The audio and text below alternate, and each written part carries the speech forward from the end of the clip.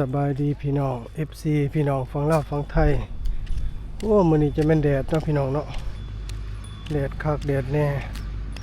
มื้อนี้ไปบุญพี่น้องบ้านทงฮีใหญ่เมืองสนสมบูรณ์แข้งจำปาสักพี่น้องเนาะมื้อแรงเพิ่นว่ามีหมอลำเรื่องถ้าหากว่ามีก็สิได้ถ่ายมาให้ FC พี่น้องฝั่งลาวฝั่งไทยเบิ่งเด้อพี่น้องเด้อเพิ่นเอามาตั้งอยู่ในวัดในบ้านพี่น้องไปกับรถจักรพี่น้องไปกับรถจักรคันนี้พี่น้องออกเดินทางจากนี้ไปประมาณ10 กว่าลักพุ่นให้พี่น้องเนาะไปเตรียมตัวออกเดินทางเฮาจากนี้ไปจักลักล่ะได้บ่ซ้ำน้องแค้นประมาณเดียวกันประมาณเดียวกันบ่เอาซื้อมาเลย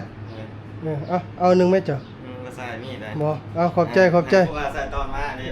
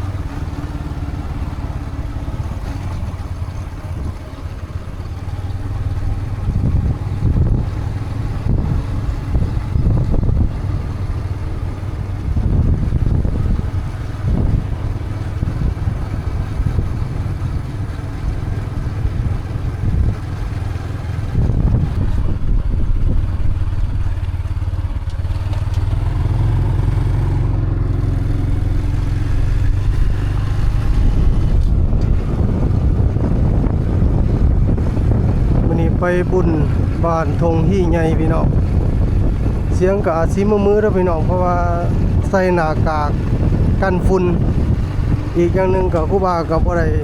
มีไม้เนาะพี่น้องบ่ได้ใส่ไม้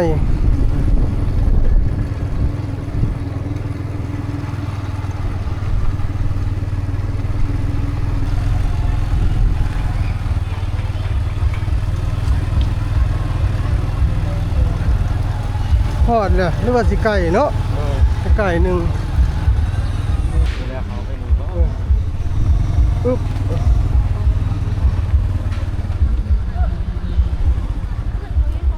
จอดใส่ดิจอดนี่ละจอดสักข้าวหาซื้อน้ำปั้นก่อนปึ๊บซื้อน้ำปั้นเมื่อให้ร้านก่อน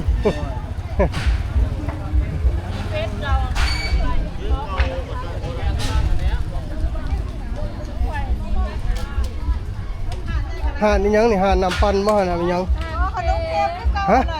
ขายขนมเค้กขนมเค้กห่านเขาขายน้ำปั่นน้ำยังอยู่นี่บ่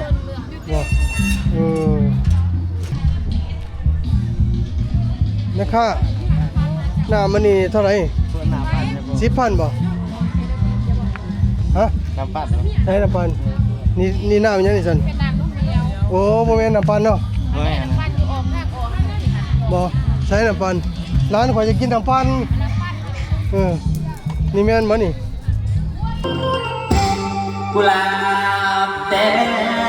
งกำลัง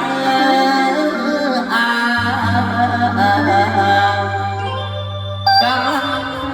บานมีอายสองแล้วมอบให้แม่ชมยองดำร้องความเดิมลาไปยาให้ลาบังอาจลาเพื่อขอฟังให้เจ้าลาเพื่อขอฟังให้เจ้าตาเพื่อบัดใครเปิดอะไรทั้งวันส่งชื่ออย่ารอ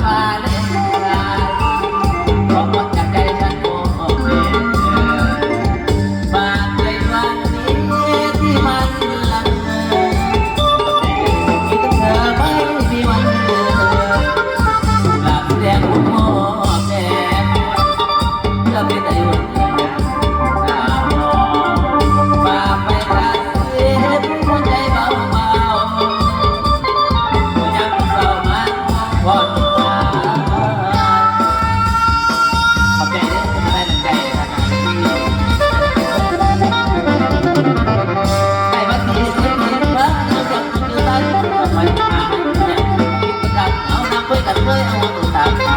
หลังแต่ไม่เป็นเรื่องจะมาฟ้าจะมาขอได้มันจะได้ไม่ต้องหาหลับแค่มาสบายกินบอกที่สบายกินบอกที่สบายตายตายเจ็บก็ยอมได้ยอมได้พ้นยอมยับฟ้าจะได้ยังปรารถนาจะได้ยังปรารถนาไม่จะได้จะลดลงทุนเป็นสิ่งที่เรียกร้องคนต่อไปแม้มันจะไม่เห็นว่าว่าแจกเจ้าเอ๋ยพระเจ้าสุภาในประชาชนได้สุภา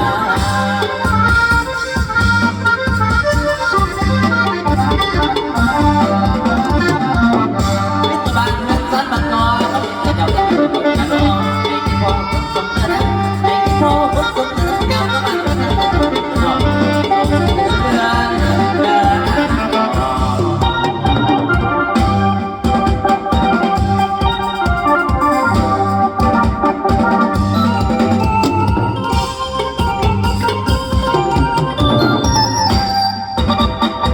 ความรักและความว่าต้องเลือกนะ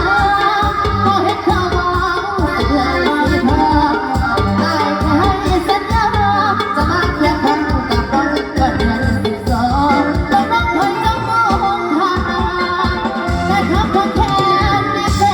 นสุดโต่งหากการใส่น้องยิ่งรู้เพียงข้างแต่น้องก็ยังเดียวดายหากได้ไม่แค่ต่อฟังอยากรู้ใจเธอเสียใจเป็นเดียว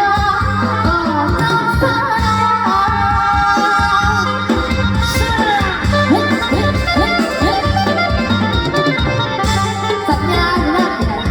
สัญญารักเอาคุณไปยกให้คุณไว้ให้สบายและความรักเกิดจอมเป็นใจเริ่มความคิดอะไรพอจะละกันได้แล้วแล้วสัญญาหายไปหักบอกว่าใครได้หามาลับจางเสียไม่ได้เอาสิไว้คืนน้องไม่ได้สงสารเพียงพอรอแล้วไอ้บ่ทนเพียงหัวไอ้ก็ยังฟ้องตรงนี้อยู่กันได้คิดไปหอดคำหอดเดือ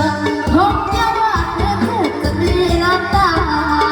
เขาบอกว่าไอ้ในเมืองว่าเมืองล้อดอยหน้าดอยตาผู้สาวเดียวเรามาตุกอ้างอีกคนเดิมสิน้องสัญญาเขารอที่คนรอสันก็เพียงเขารอได้พาใจกับคืนก็เพียงเขารอได้พาใจกับคืนถ้ามีคนอื่นจะสั่งข่าวมาให้ดู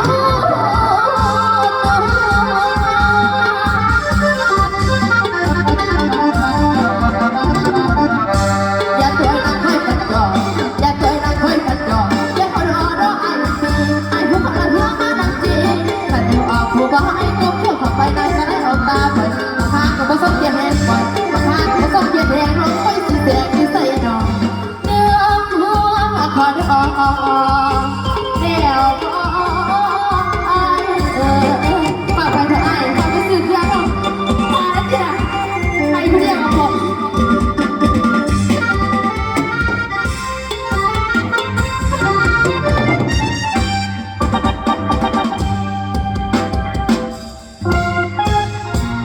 ปันเอกผู้ฟังเอ๋ยหมอบัวสีตกลงคำสาไว้สัญญาคันเลยคันแรงข้อมหักนักรองแรงที่เป็นแป้งดอกแผ่นเดียว ผู้ฟังเอ๋ยหมอบัวสีตัวเอาเงินมีเมใส่ก็ได้ทำย่างหาซะแล้วนับแต่ลงเพื่อนมาบ่หักเยี่ยงแต่พ่อน้องผู้ฟังเอ๋ยนี่แต่ไปหาเล่นท่านส่วนสาวก็แล้วทัวซะแล้วไปจะไปหาเล่นส้มสาวก็แล้วทัวเอาเงินมีแม่ใส่พอเคยได้บอกเคยได้ดอกคำเพียรปัดนี้ผู้ฟังเอ๋ยโจมบันหมอบัวสีหมอมุนตีไปสากไปสากนี่ยุดผักไฟรอบฟังบันดอกไม้เป็น ผู้ฟังเอ๋ยหันมาฟังบอลเด่นลาอ่อนอาวดีนับแต่นอนกำสีนวลอยู่เทียงหน้าแต่เข้านั่นตกมาถึงวันนี้2-3 เดือนหากคนผ่านนางหากที่ลูกหน่อยอยู่ในท้องหากจอมาเหตุการณ์ในทางที่จะได้นำติดตามจากสาวอาวดีบอลโบ้ขดอง